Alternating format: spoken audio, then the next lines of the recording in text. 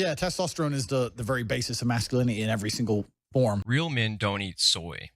They consume hormones directly from another animal's nipples. Commercial cow's milk these days contains large amounts of pregnancy hormones like estrogens and progesterone.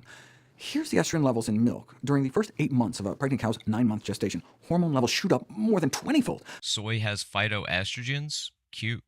Dairy literally contains mammalian estrogen. So now he's damaging children with his insanity. And You call oat milk gay while drinking breast milk intended for baby cows. Animals produce hormones because they're animals, which understandably ends up in animal product. he knows deep down what he's doing is wrong, but for the first time in his life, he's getting attention, whether good or bad. And now he feels important. He's going to continue to spread the liberal insanity just to have a purpose. Yeah. Broccoli never made a man insecure, but somehow tofu does. But only about half of people surveyed seem to know that, lacking basic knowledge, like not realizing what milk is for. Cows only give milk after having a calf. If soy feminized men, vegans would dominate RuPaul. People live on farms, have been drinking raw milk since the beginning of time. It's normal and healthy. It tastes better. It's way easier for you to digest.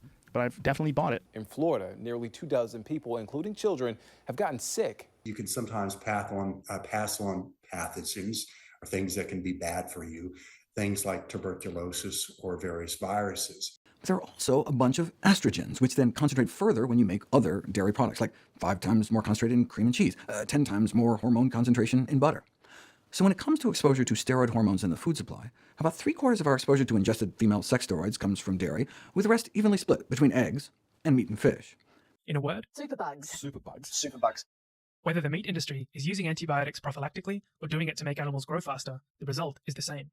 The constant dosing kills off weaker bacteria, leaving behind those who have developed a resistance to the antibiotic. That's how you get drug-resistant bacteria, or superbugs. And these superbugs can even pass their newly developed resistance on to other bacteria, creating even more antibiotic-resistant bugs.